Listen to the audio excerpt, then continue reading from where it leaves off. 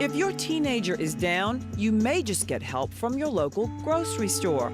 Researchers at the University of Alabama at Birmingham studied adolescents for a year and found a connection between bad diets and depression.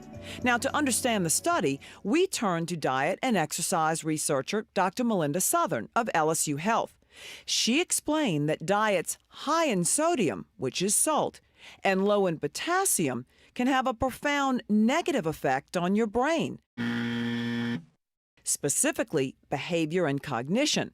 That means the part of the brain involved in decision-making, impulse control, mood, and happiness. So, how did they know? All they had to do was check the amount of sodium and potassium in their urine. And where were these chemicals coming from? Well, processed and junk foods are high in sodium, which you don't want. And fruits, vegetables, and whole grains are high in potassium, which you do want.